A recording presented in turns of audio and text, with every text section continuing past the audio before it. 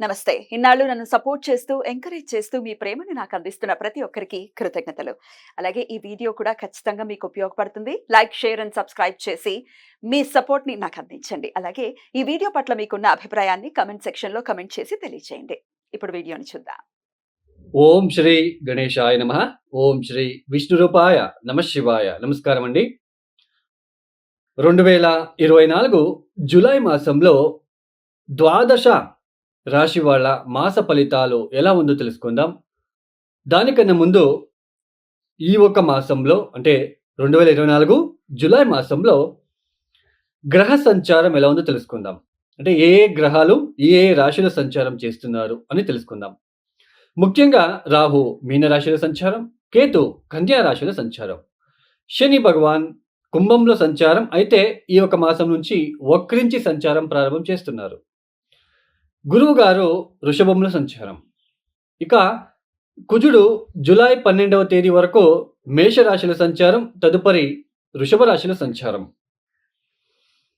సూర్యుడు జూలై 16వ తేదీ వరకు మిథున రాశిలో సంచారం, తదుపరి కర్కాటక రాశిలో సంచారం. శుక్రుడు జూలై 7వ తేదీ వరకు మిథునంలో, తదుపరి కర్కాటక రాశిలో సంచారం.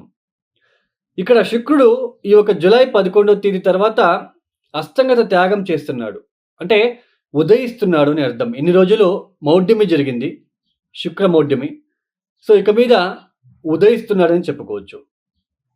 సో శుక్రుడు అస్తంగతం అంటే శుక్రమౌఢ్యమి జరిగేటప్పుడు, గురుమౌఢ్యమి జరిగేటప్పుడు శుభకార్యాలని చేసుకోరాదు. అందులోన పెళ్లి కావచ్చు, గృహ ప్రవేశం కావచ్చు, ఇలా శుభకార్యాలకి నిషిద్ధమనే చెప్పుకోవచ్చు. ఎందుకంటే వీళ్ళిద్దరు ప్రముఖులు శుభకార్యాలకి, పెళ్లి విషయంలో, ఒక ఇంటికి సంబంధించిన విషయంలో వీళ్ళిద్దరూ ప్రముఖంగా పాత్ర వహిస్తారని చెప్పుకోవచ్చు. సో ఈ ఒక మాసం జూలై 11వ తేదీ తర్వాత శుక్రుడు ఉదయిస్తున్నాడు. బుధుడు జూలై 18వ తేదీ వరకు కర్కాటక రాశిలో సంచారం, తదుపరి సింహ రాశిలో సంచారం. ఈ ఒక గ్రహ సంచారరీత్యా ద్వాదశ రాశి వాళ్ళకి ఎలా ఉందో తెలుసుకుందాం. ముఖ్యంగా ప్రేక్షకులకి ఒక మాట చెప్పాలనుకుంటున్నాను. ఇక్కడ ప్రతి ఒక్క వ్యక్తికి కూడా, ప్రతి ఒక్క జీవికి కూడా తన ఒక్క కర్మ నుంచి, అంటే తన ఒక కర్మ ద్వారా వచ్చే ఫలితాలు. ఇక్కడ వాళ్ళు పుట్టినప్పుడు వాళ్ళు పుట్టిన డేట్ ఆఫ్ బర్త్, టైమింగ్స్ ప్రకారము ఇక్కడ ముఖ్యంగా వాళ్ళ జన్మ జాతకంలో ఏ గ్రహ దోషాలు ఉన్నాయి, ఏ ఇబ్బందులు పడుతున్నారు, అంటే కర్మానుసారంగా వాళ్ళు చేసిన కర్మానుసారంగా ఈ ఒక జన్మలో సో సుఖమా దుఃఖమా అని నిర్ణయించేది జాతకం. ఇలాంటి జాతక చక్రంలో గ్రహ దశాలు అనేది చాలా ఇంపార్టెంట్ అండి. గ్రహ దశాలు అనేది చాలా ప్రముఖమైన పాత్ర వహిస్తుంది. ఇప్పుడు చూడండి, ఒక దశాభుక్తిలో అంటే ఇప్పుడు చంద్రమహాదశ శని భుక్తి, చంద్రమహాదశ బుధ భుక్తి, చంద్రమహాదశ కుజ భుక్తి, ఇలా దశాభుక్తులు వచ్చినప్పుడు, ఒక దశాభుక్తులు వచ్చినప్పుడు, ఒక భుక్తి వచ్చినప్పుడు చాలా ఇబ్బంది లేకుండా ఉంటుంది. లైఫ్ అనేది చాలా బాగా వెళ్తూ ఉంటుంది.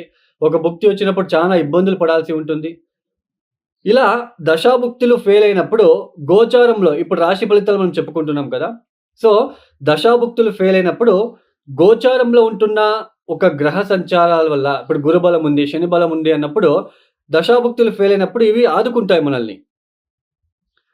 సో ఇలా దశాభుక్తులు బాలేదు, గోచారంలో గురుబలం లేదు, శని బలం లేదు అన్నప్పుడు చాలా తీవ్రమైన కష్టానికి గురి అవ్వాల్సిన ఒక ప్రమేయం ఏర్పడుతూ ఉంటుంది. సమాజంలో అపకీర్తి కావచ్చు, మ్యారేజ్ విషయంలో అంటే పెళ్లి జీవితంలో ఇబ్బందులు కావచ్చు, కుటుంబ వ్యక్తులతో తగాదాలు కావచ్చు, అన్నదమ్ముల మధ్య తగాదాలు కావచ్చు, ఇలా ఒక దశాభుక్తులకి తగ్గట్టుగా కొన్ని పరిహారాలు వస్తాయండి. మనమే స్వయంగా మనమే చేసుకోవాల్సిన ఒక చిన్న పరిహారాలు వస్తాయి. చాలా ఉన్నాయి, దశాభుక్తికి తగ్గట్టు ఉన్నాయి. మనం ఏదో ఒకసారి ఒక టెంపుల్‌కి వెళ్ళో, ఒక హోమం చేపించగానే మన కర్మ తగ్గింది అని అనుకుంటే అది తప్పు అండి. ఇప్పుడు ఒక దశాభుక్తి జరుగుతుంది. ఆ దశాభుక్తి పీరియడ్ ఒక సంవత్సరం పాటు ఉంది అనుకుందాం. ఆ దశాభుక్తి బాలేదు అంటే ఆ సంవత్సరం పాటు మీరు ఆ పూజలు, పరిహారాలు చేసుకుంటూ వెళ్ళాలి. సో చాలామంది చెప్తూ ఉంటారు, సో నేను ఆల్రెడీ ఆ పూజలు చేశాను, ఈ పూజలు చేపించాను, వాళ్ళ దగ్గరికి వెళ్ళాను, వాళ్ళ దగ్గరికి చేపించానని. బట్ మాకు తగ్గలేదు. అంటే కొన్ని మీ జాతకంలో కొన్ని గ్రహాలు ఏ స్థానాల్లో ఉన్నాయి, ఏ రాశిలో ఉన్నాయి, ఆ రాశికి తగ్గట్టు మనం పరిహారాలు చేసుకుంటే ఇక వృశ్చిక రాశి, ఈ యొక్క వృశ్చిక రాశి వాళ్ళకి జులై మాసంలో కాస్త గురువుగారు యోగిస్తున్నారు. తర్వాత ఇక్కడ కాస్త శుక్రుడు యోగిస్తున్నారు. వృశ్చిక రాశి వాళ్ళకి ఇక్కడ ముఖ్యంగా ఈ యొక్క మాసంలో మాట పట్టింపులుంటాయి. భార్యాభర్తల మధ్య చిన్నపాటి మాట పట్టింపులు కావచ్చు. ఆరోగ్య విషయంలో జాగ్రత్తలు, ఆరోగ్య విషయంలో ఇబ్బందులు కావచ్చు. సంతానం విషయంలో కాస్త ఒడిదుడుకులు కావచ్చు. ఇంట్లో కొంచెం ఒత్తిడి లాంటిది ఏర్పడే సూచనలు. ఉద్యోగంలో పని భారం ఎక్కువయ్యే సూచనలు. సో ఇలాంటి కొన్ని నెగెటివ్‌గా ఈ ఒక మాసంలో ప్రారంభంలోనే ఇలాంటి నెగెటివ్‌గా మీకు కనిపిస్తూ ఉంటుంది. అయితే వ్యాపారంలో కాస్త అభివృద్ధిదాయకంగా ఉంటుంది. వ్యాపారం చేసే వాళ్ళకి లాభసాటిగా ఉంటుందని చెప్పుకోవచ్చు. తర్వాత ఉద్యోగం విషయంలో, ఉద్యోగంలో పని భారం అధికమవుతూ ఉంటుంది. పని చేసే చోటు మిమ్మల్ని కాస్త ఇబ్బంది పెట్టేవాళ్ళు ఎక్కువగా కనిపిస్తున్నారు ఈ యొక్క మాసంలో కొన్ని రోజులు. అయితే ఇక్కడ వృశ్చిక రాశిలో పుట్టిన వాళ్ళకి, ఎవరైతే ఉద్యోగం లేని వాళ్ళకి ఉద్యోగం లభించే అవకాశాలు కూడా ఇక్కడ ఎక్కువగా కనిపిస్తూ ఉంటుంది. వృశ్చిక రాశి వాళ్ళకి కాస్త మిశ్ర ఫలితాలే గోచరిస్తూ ఉన్నాయి.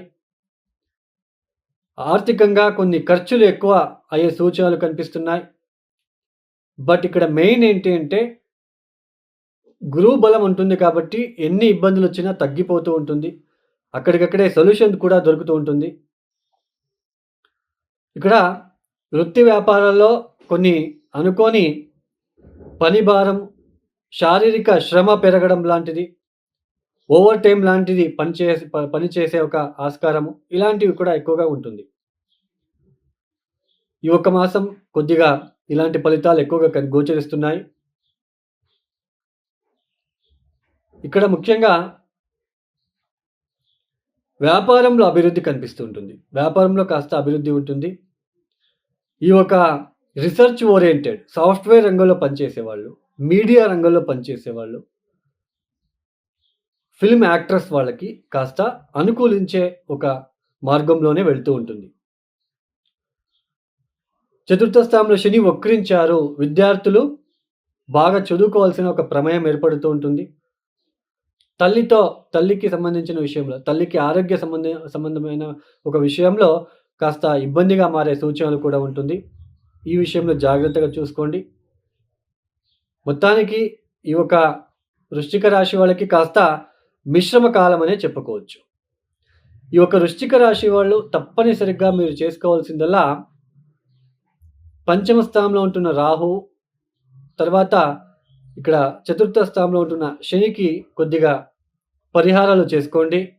కాలభైరవేశ్వర గాయత్రి మంత్రం చదువుకోవడానికి ప్రయత్నం చేయండి. కాలభైరవేశ్వరుడికి నల్ల మినుములతో చేసిన వడలని హారాన్ని వేయడానికి ప్రయత్నం చేయండి. నువ్వుల నూనెతో అభిషేకాలు చేయించుకోండి. ప్రతిరోజు సూర్యుడికి అర్ఘ్యం ఇవ్వడము, సూర్య నమస్కారాలు చేసుకోవడానికి ప్రయత్నం చేసుకోండి. ఖచ్చితంగా వచ్చే ఇబ్బందుల నుంచి మీరు బయటపడొచ్చు. అలాగే ప్రతిరోజు సుబ్రహ్మణ్య కరావళం స్తోత్ర పారాయణం చేసుకోండి, లేదా లక్ష్మీ నరసింహస్వామి ఆరాధన చేసుకోండి. ఈ యొక్క వీడియో మీకు నచ్చితే లైక్ చేయండి, షేర్ చేయండి, సబ్స్క్రైబ్ చేసుకోండి. సర్వే జనో సుఖినో భవంతు. ధన్యవాదములు.